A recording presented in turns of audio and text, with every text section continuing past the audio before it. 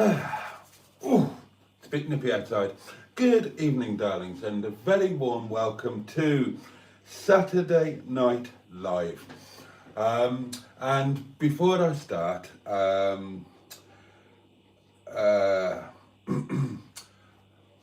quick message to Honest Walks. I scanned the messages before we started.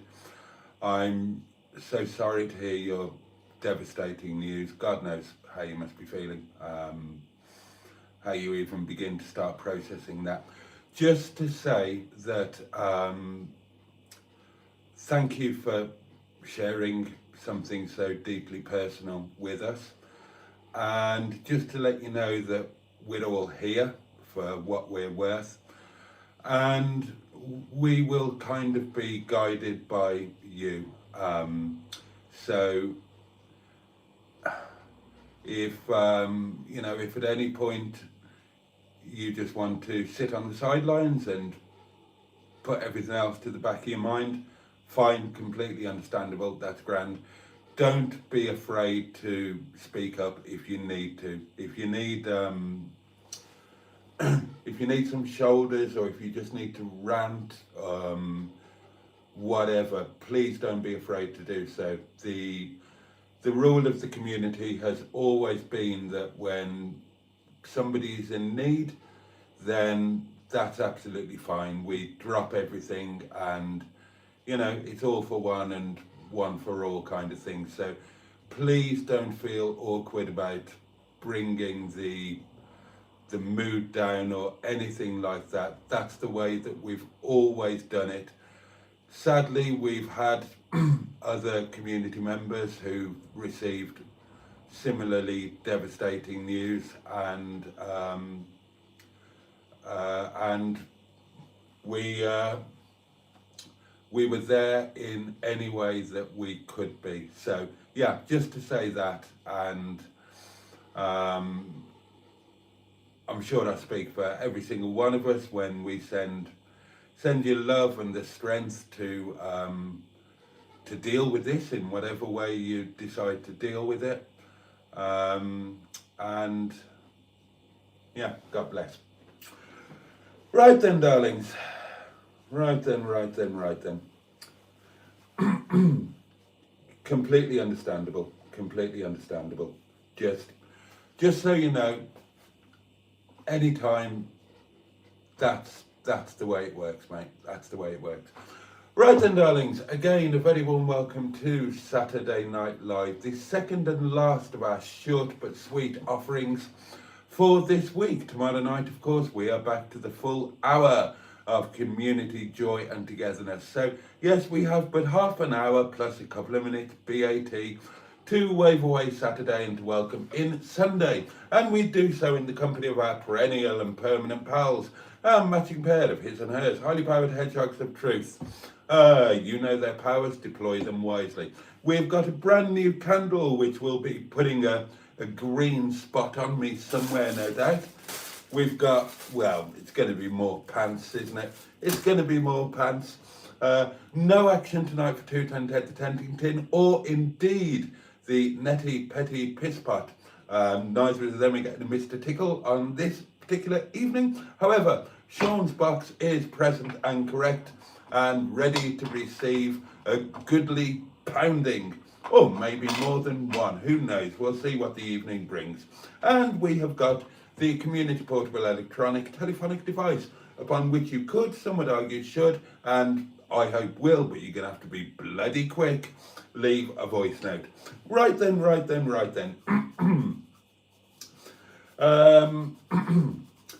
Well, time to jump properly into your comments, which are, of course, the meat and potatoes of this bowl of beef consomme, in which we are all identifying as soup spoons.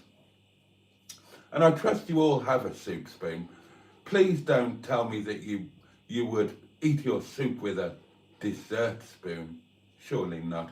But before we do any of that, I'm going to have a goodly slurp of my wine, which at this time on a Saturday night is always going to be pretty well deserved. So cheers, darlings, your very good health. Bottoms up if you're lucky, lads. Up yours if you're not careful, ladies. Don't be taken unawares. Keep your hand on your halfpennies. And above all, to each and every one of you, with love for you all in my heart and sincerity oozing out of my back bottom, get stuffed. Thank you so much.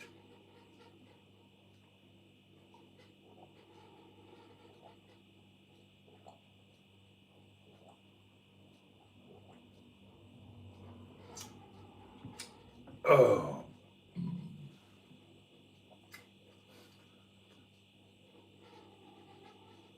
Oh. Lovely. Right. Right. I'll do a quick whiz through to see who's with us. I'll be as quick as I can so that we can actually have a chat.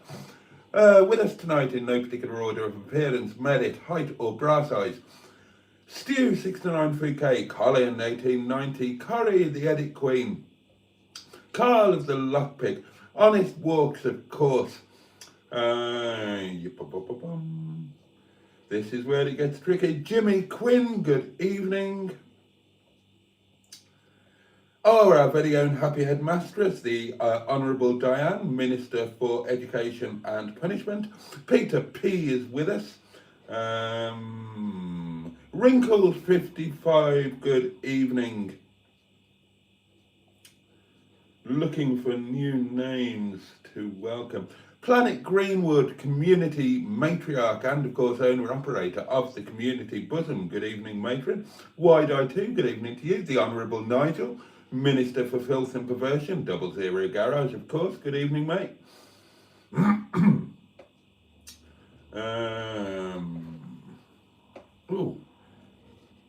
Stu 69 Andrew Buttigieg, the lovely Irish Spotty, of course. Richard Paulie Galtieri, I've got an itchy ankle. I said that like it was somebody's name, didn't I? Oh, that's professionalism for you. Kay Camper, the lovely and honourable Ange, Minister for Planning and Organisation. Boom, nailed it, didn't I, Peter and Chloe? Oh yes. Wallop, etc. Bash.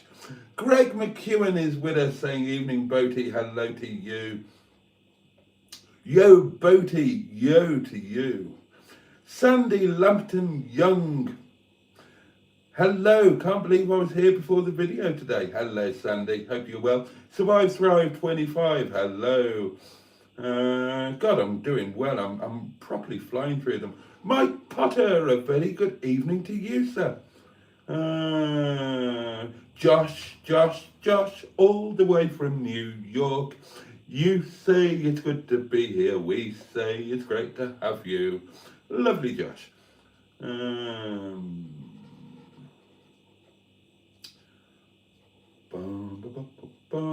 Oh, wrinkles. Oh, well, you have our sympathy. Your bulldog has the worst farts and you can barely breathe. Absolutely, yes. Yeah. Full of hope, good evening, good evening, good evening. All day yesterday, says Full of Hope, I thought it was Saturday, and today I thought it was Sunday. Of course I blame Boaty. Well, yes, blame me for anything. The point is, did you have a Sunday lunch today? I'm looking forward to mine tomorrow. I bought a potato. I did, I bought a potato. Would you like to see it? It's a splendid potato. Oh, look at my poor... Look at that. Oh, I might as well empty this while I'm here. Oh. There we go. The contents of my vegetable drawer. One potato. And tomorrow I will cleft that in twain, parboil it and roast the bugger in infused olive oil. Oh yeah. Kegon 1 is with us, a very good evening. Jeff D is here. Emotional support Jack is here in his pants. Good evening. Jonathan, good evening Boaty, you train wreck of a man. I should cocoa, I should rub-a-dub, my old pal. Let's get pissed. Well, what a good idea. What a good idea. And there we are, we've caught up. We have caught up with the comments. Right, that means that we can now just have a chat, darlings. we can have a chat. I don't want to spoil the next video or two, so I won't bang on about too much stuff, but suffice to say, no good news. Absolutely no good news at all. Other than that, everything's fine. Other than the no good news. Although, tonight, darlings, and this will be the video that I make tomorrow, not the one you'll see tomorrow, you'll see the one tomorrow that I made today. The video I make tomorrow will be talking about this. I, darlings, the person to whom I tend to refer by the perpendicular pronoun, I was in the Sherpa's Lodge tonight and had a good look all around. And I'm going to talk about it in the video that I make tomorrow. Yes, I am. So, there you are.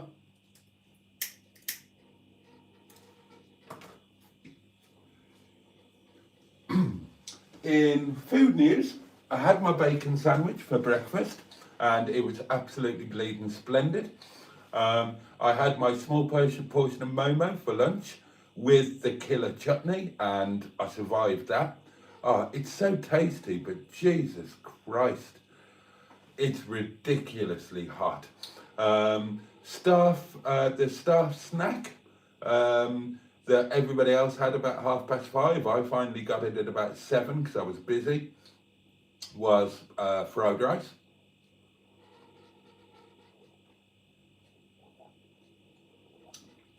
And it's staff curry for supper. Breakfast tomorrow will be back to a lavishly buttered slice of toast. And then I've got Sunday lunch.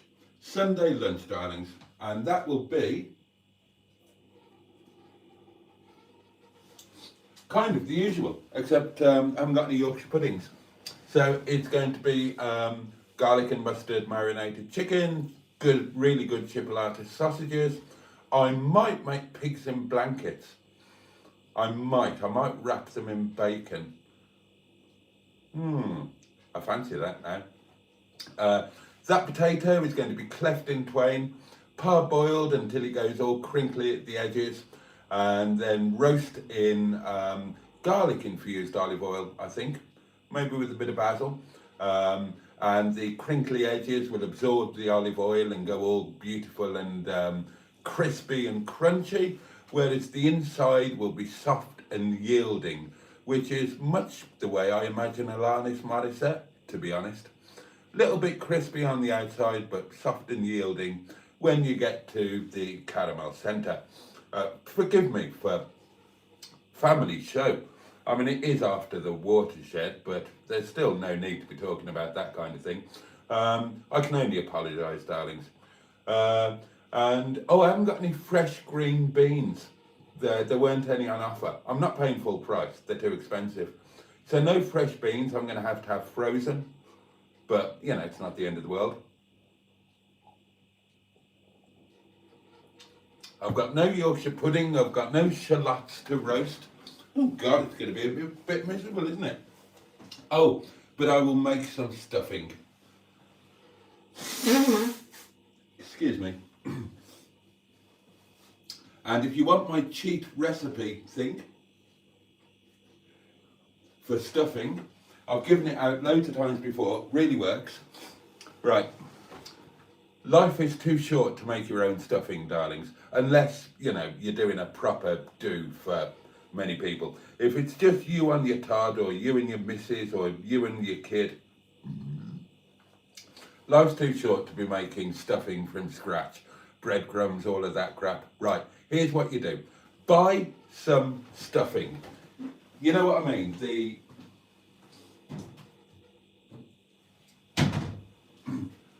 The stuff that comes, you know, the stuff that you buy from a supermarket, like that. You know, whatever you fancy, whatever you fancy. It doesn't come from the supermarket like this, it comes in a box.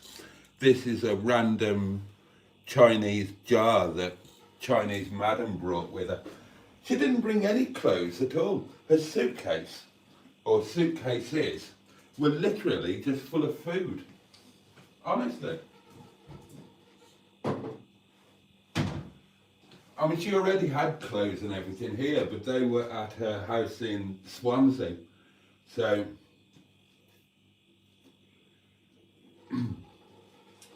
once she did the 2 weeks of quarantine,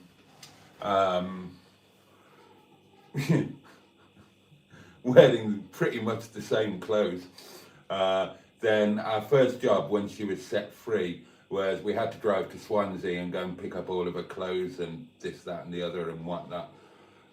Via Cardiff, remember, do you remember that? Via Cardiff, where we did the Chinese money laundering secret thing with the Chinese gangy people. God, that was scary. Goodness gracious me. Anyway, the stuffing. So buy the normal crap, and you know it'll tell you to make it up with boiling water. Right.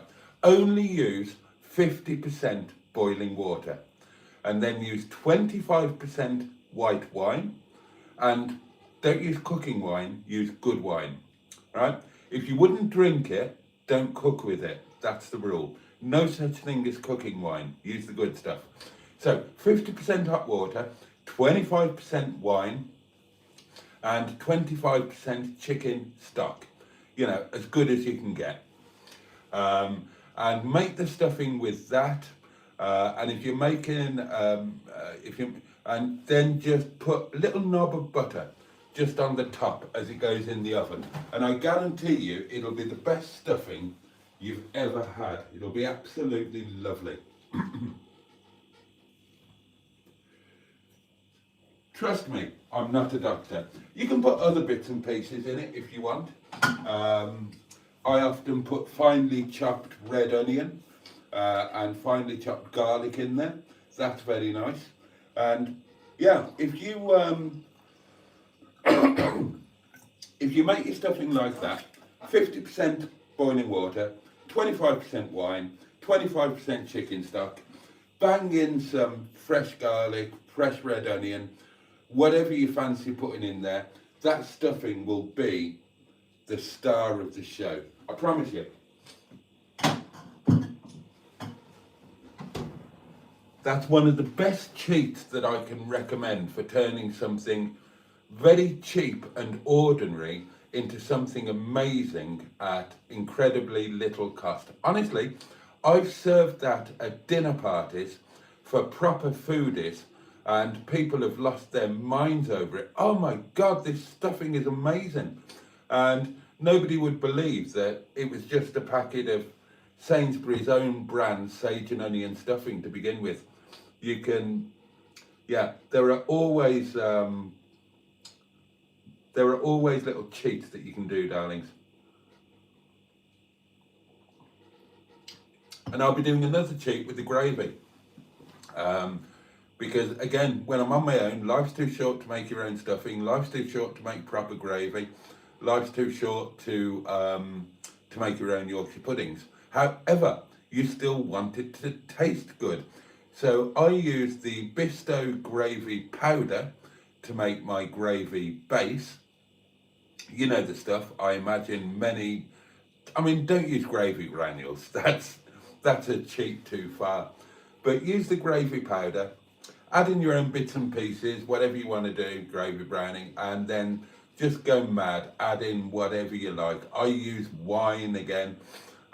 Various other bits and pieces go in there. It's a bit like when I ran Mad O'Rourke's Kipper House, and we used to serve lump hammer bitter, and nobody knew the secret of the unique taste. The secret was we poured all of the slops of everything else into the lump hammer barrel. Everything went in there. Lager, mild, other bitters, everything just went in there. And everybody went mad about the unique taste. Yeah, the unique taste, it's got all the other shit of the dregs going in there. But everybody thought it was fantastic, and it meant that we had zero waste in the little pub company, chain of pubs. And, you know, people liked it. So there you go. Win, win, win, win, win. And then with the gravy, however you make it, then this is what I do when I do a cheap gravy. Make it up in the saucepan, but then finish it in the roasting tin. Get everything out of the roasting tin, put the, put it somewhere warm to keep it hot, and just spend 60 seconds finishing the gravy in the roasting tin. I deglaze it first with wine, and then season it, add the gravy into it, and smack it in the oven on the highest heat possible, so that the gravy just picks up all of the wonderful little bits and pieces that have been roasting away in the tin. And again, you can come up with a cheap gravy that will taste better than a lot of people's homemade. Honestly, works a treat. So that's going to be my lunch tomorrow. Right, let's get back to the old comment, shall we?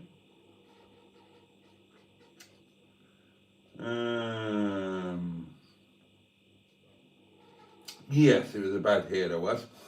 Anne says, how are you getting on with Netty? Any news? Literally zero news. This is stamping on the next video, but I like to share with you guys, so you'll just have to hear the same information twice when you watch a video. I sent a text to the mechanic last night explaining the situation, saying that heater was being fitted on Monday. When did he think he might be able to get to do the brakes, blah, blah, blah, all of that. So I knew what I was batting from, really, and could make plans. Didn't get a reply, no reply at all. Made the detour on the way home tonight, drove past the garage, Netty's there in the car park. I'm so sorry. So as far as I'm aware, Netty hasn't had her brakes done. So the plan of action is go down and get her on Monday. Forget about the MOT, that's gone. Forget about the retest, that's gone. And we're just going to have to start again from scratch.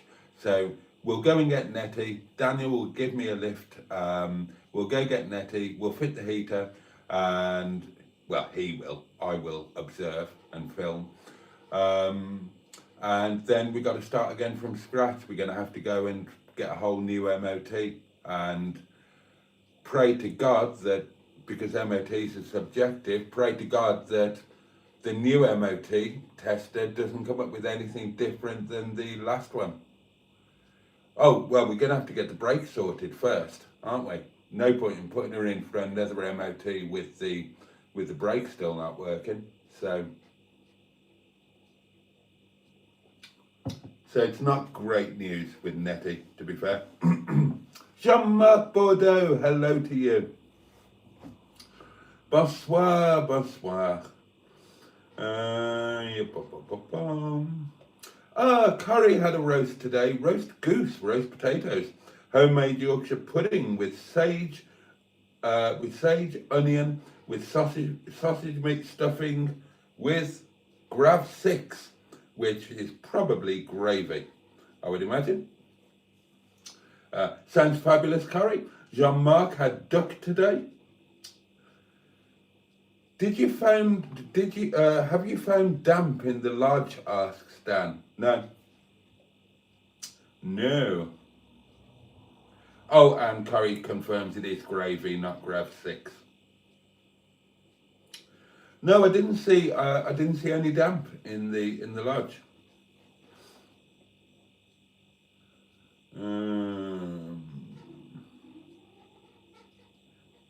Dan had thick cut bacon with Polish sausage.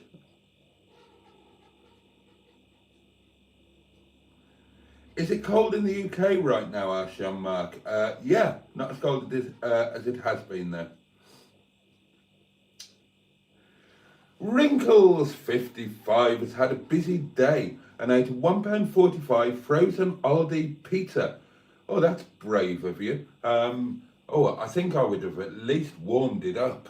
But you ate it frozen. Fair play. It tasted like a frozen £1.45 Aldi pizza. Well, it would do, but it did the job. Oh, that's good. Oh, the fog's terrible here, Diane. The fog has been absolutely terrible tonight. Cairgun 1 went to the chippy tonight and loved it, but then felt like crap afterwards. Oh, how long has it been since I've been to a chippy? I'm sure the last time was with the lovely Jen in Broadway, and I need a chippy lunch in my life again. Let's make that happen fairly soon.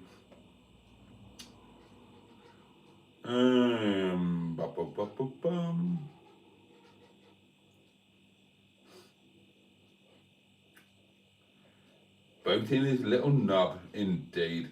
Boaty is a secret Keith Floyd. Oh, well, I mean, Keith Floyd, my hero. I've got two culinary heroes. There are two people, maybe three technically, that really got me into enjoying food, properly enjoying really good food, and learning how to cook really good food. And firstly, the late great Keith Floyd.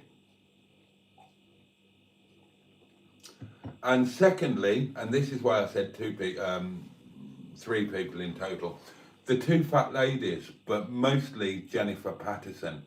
Well, exclusively Jennifer Patterson. Their passion, I find that passion is inspirational. I will happily listen to anybody talking about something that they're passionate about, because even if I've got no previous interest in it or knowledge of it, because passion is contagious, and if somebody talks with passion, it becomes compulsive listening, compulsive viewing, and can often lead you to take more of an interest in what they're talking about. So yeah, I mean, I grew up, now my grandmother was a proper Welsh woman. She was the master of the Raeburn. She could cook beautiful food. My grandfather grew it or slaughtered it, and my grandmother cooked it and served it, and then they washed and dried up together. So that was great, but other than that, I grew up with a mother who, you know, can't cook, won't cook. She was a dreadful cook, my mum. I mean, God love her, God bless her. She was a terrible cook, really awful. My dad was worse.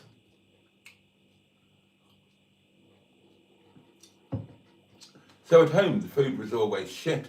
And the big treat was to go out to a little chef for nice food. I mean, imagine that. Imagine a little chef being your amazingly nice food. And on a very rare treat, a beef eater. Again, imagine that. And it was, yeah, Floydy boy, bless him. And then Jennifer Patterson, who opened my eyes to a whole new world, and I leapt into it with both feet. By that time I had money, so I started eating at the best restaurants around. I've eaten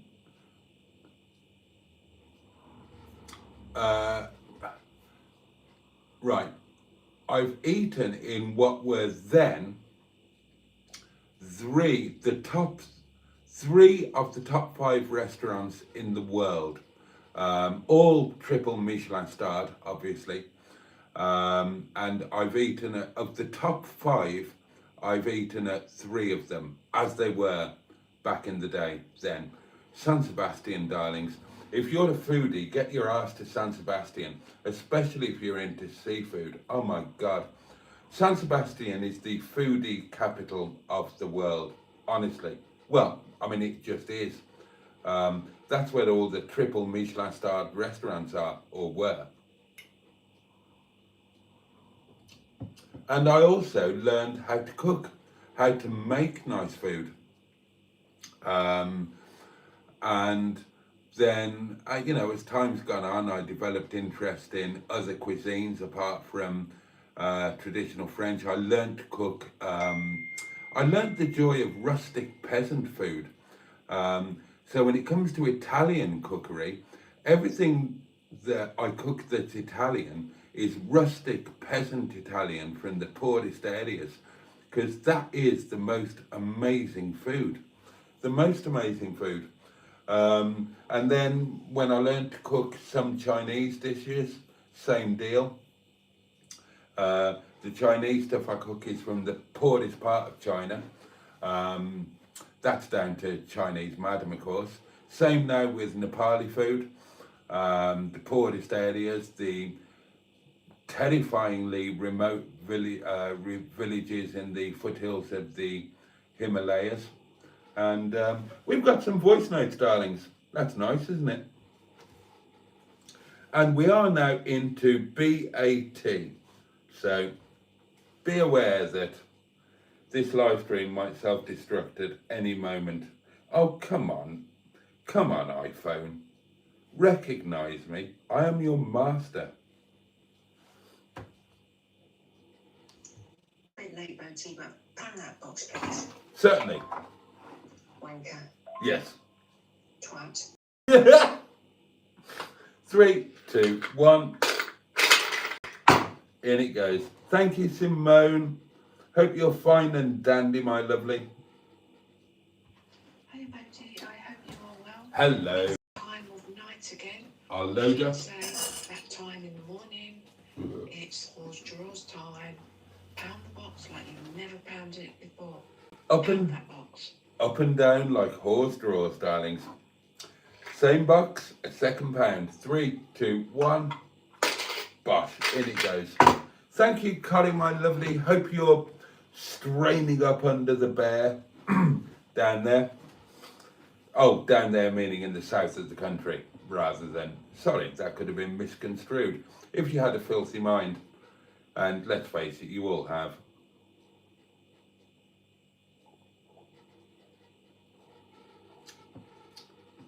I do drink like Keith Floyd, yeah. And my proudest boast, I am not the best cook in the world, not by a million miles.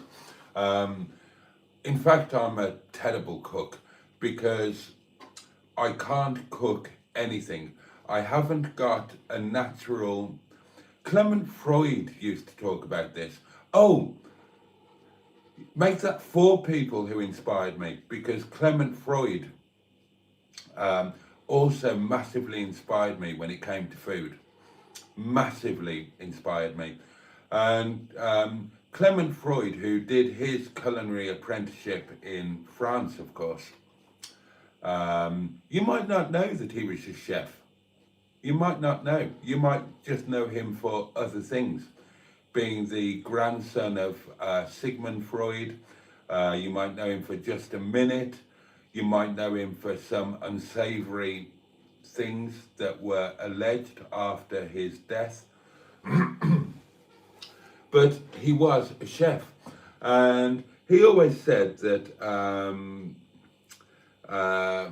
that when you do your apprenticeship in classic French cooking, you learn the algebra of cooking. This plus that equals that, and it means that you can concoct any dish because you understand the basics. You understand what works with what, how it works. I haven't got any of that. I've got an incredibly limited palate, and I'm incredibly limited in the food that I eat and what I enjoy. So I'm a terrible cook. Now, don't get me wrong. The things that I do cook, I cook very well indeed when I want to. I can be lazy, I can cheat. But when I want to produce an amazing meal, I have the skill and ability to do it. But it's a very, very narrow envelope. Do you know what I mean? The things that I can do superbly.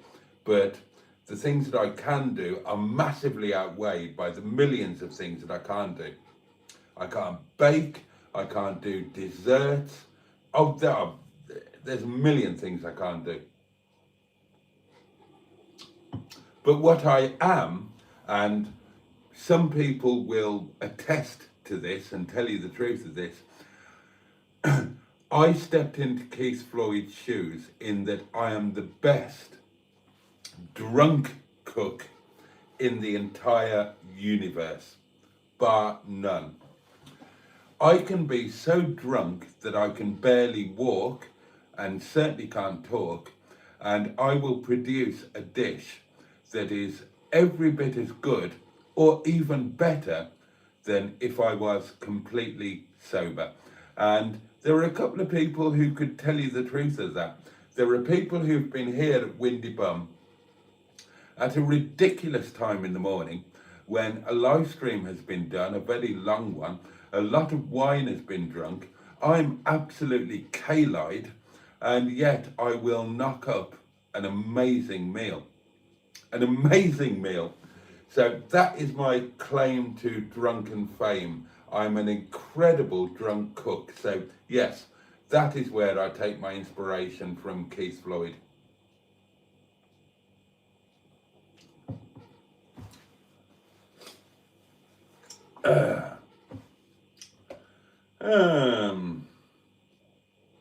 Let's have a look. Jean-Marc has watched some of the old videos of the Sherpa's Lodge. And he says, it looked a mess, hope it looks better now. I'm going to talk about all of that in tomorrow's video. That's what it's all going to be about. Oh, somebody has just done a nice thing. I'll come to that in a minute. Jen, the lovely Jen, Janine Malibu Queen. Well, it looks like you will go for an innocent Sunday roast at 22's and stumble out pissed. Well, yeah, I do put wine in things. Like you need any help, Jen. Like you need any help in that department.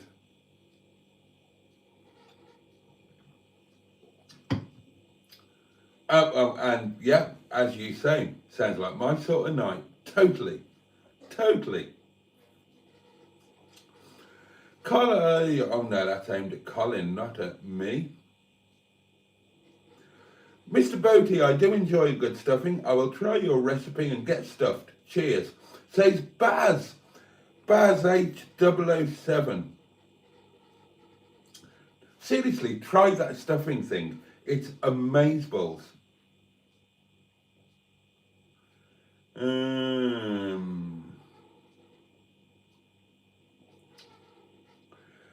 Barry Scrotter joins us. Hi everyone. Tonight's dinner was steak, chips, onion rings and mushrooms. You lucky chap.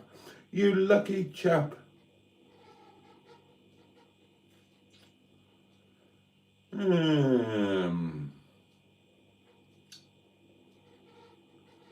Okay, whiz through here. It is mostly me that gets in trouble with the head mattress.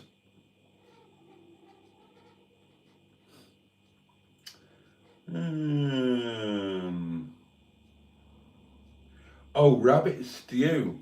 Wrinkles 55, yeah, I was that kid as well. We had rabbit all the time when I was a kid because only the posh people could afford chicken. I was brought up in poverty after the age of 6. I wasn't born into poverty, but we achieved poverty after my father had his nervous breakdown. And yeah, rabbit was the thing. If you were going to have meat, it was going to be rabbit. Stephen S. Paul, good evening to you.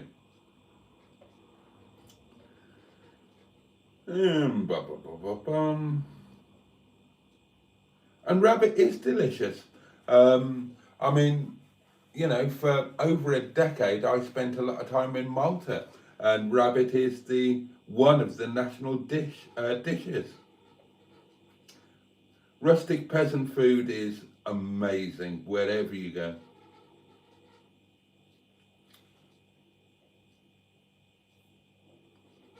God, rabbit used to be free. Bloody hell.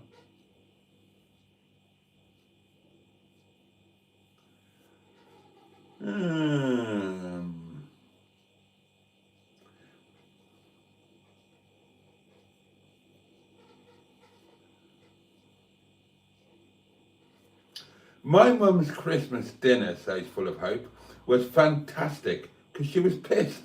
The rest of the year, ugh. The opposite with the artist formerly known as Mrs. Boaty. I always cooked Christmas dinner because Mags, oh bless her, Mags would always get full of Christmas spirit, and the Christmas dinner would be awful, awful. I think we did one of her Christmas dinners, and then she said, right, you're doing Christmas dinner. And I did Christmas lunch every year thereafter for, I don't know, 15 years or something. And the only time it went tits up was the first Christmas after we divorced. The divorce was, the decree absolute came through in like, I don't know, March. And the next Christmas, I was back at the marital home with Mags, and the kids were all at their dad's, and our Christmas lunch that day that I cooked was not great, I have to admit. I went there on Christmas Eve, and you know,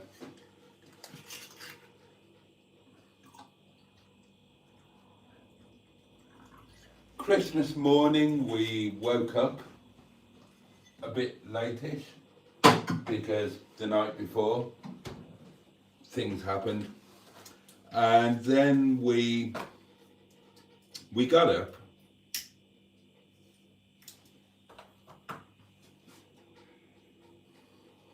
and we opened a really, really good bottle of champagne. We were going to have thingamies. What are they called? Champagne and orange juice. I forget what that's called.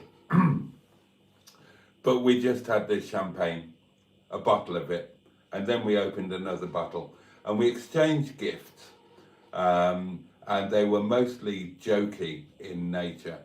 And Mags had bought me thermal long johns because I was having to do mad hours at Sainsbury's in the winter after the divorce. And so Mags bought me all this thermal kit, including thermal long johns. And I decided I'd put those on, and that involved getting my pants off. And then one thing led to another.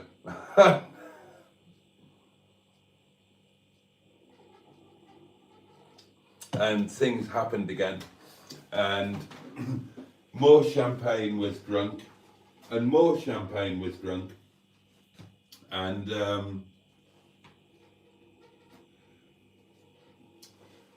this all happened on Facebook as well. This is all there on Facebook somewhere. And then suddenly it's kind of Christmas lunchtime, and the pair of us are absolutely rat-arsed. Shagged each other senseless, absolutely senseless, and we had to try and come up with a Christmas lunch, and that was problematic because we were both very drunk and very horny, and that was how the day went through. I cobbled together some sort of Christmas lunch. God knows what it was like. I don't recall it. All I remember is that we kept drinking champagne, and I think we moved on to non-sparkling wine at some point. And then every half an hour or so, having sated each other's desires,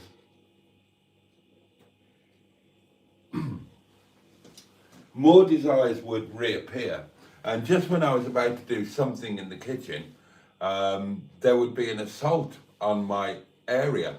And that was an amazing Christmas day. Oh my God. Oh my God. Lunch wasn't great, but bloody hell. That was a good Christmas, actually. That was insane. Oh, Lord above. Oh, right, the nice thing. I told you there was a nice thing. And the nice thing was done by Mick Billy, who gifted a channel membership, which is exceedingly kind. And I'm delighted to say that the channel membership went to Greg McEwen, who is a relatively new member of the Inner Scrotum, but a fabulous one, and it's really nice to see your name in green. So, Mick Billy, bless you, thank you so much, and Greg, welcome to channel membership. You'll find an extra 60 or something videos that you can ignore or watch. Excuse me. Jeff D says, it's been said that you're a good cook when you can rummage a few things from a sparsely supplied fridge and make a delicious meal. Well, there we are. Wrinkles is proudly a beans on toast lover. You can't beat beans on toast. You can't beat beans on toast sometimes. Right, the Sherpa's Lodge. I'll update you in tomorrow's video. It's kind of, God, it's midnight. Sodding hell. No, it's not. It's 19 minutes past. Is it? Yes. Oh, well, that's more than enough VAT for one night. I need to get to bed. I've got things to worry about. I've got to make a Sunday lunch tomorrow. Start saying your good nights, darlings.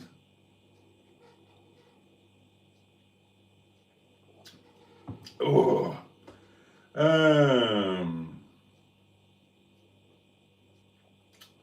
Right, let's whiz through these. Honest Walks, bless you, mate. You're very welcome, and yeah, we'll see you tomorrow.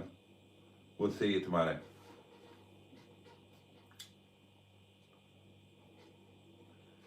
Boaty, do you want to go on a hunt? Yeah, I'd love to.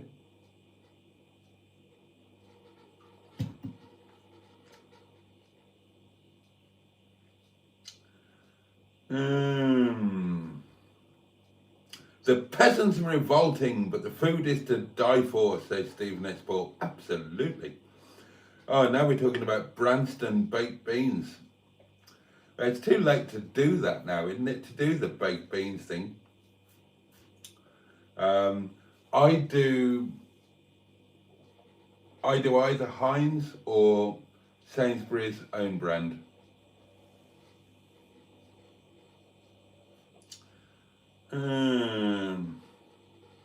Jason worked in Sainsbury's, says Dan. I did indeed.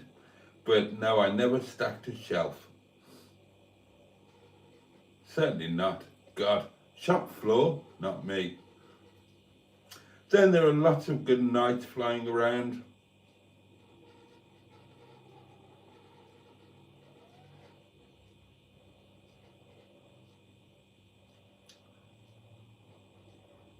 What's the garage open today? Asks Ross.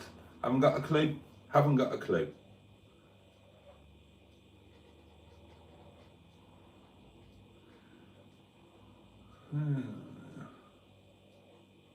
More baked beans talk. There we are. We've caught up.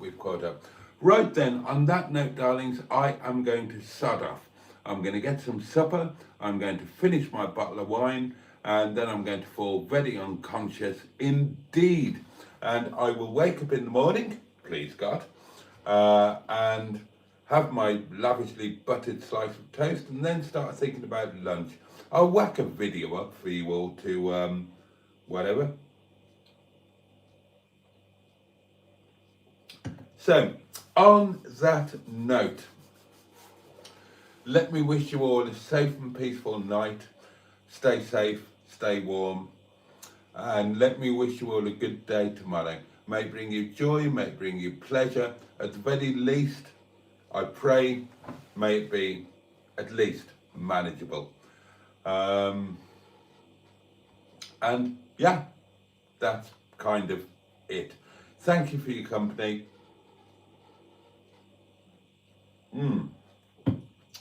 Wine really is fantastic, isn't it? And I look forward to seeing you tomorrow. The candle will be relit slightly earlier. 11 o'clock, we get the full hour tomorrow, plus BAT, of course. And I can't wait to see you then. In the meantime, all the love in the world from me. And on that note, Peugeot, and indeed, oh yeah, Bosch.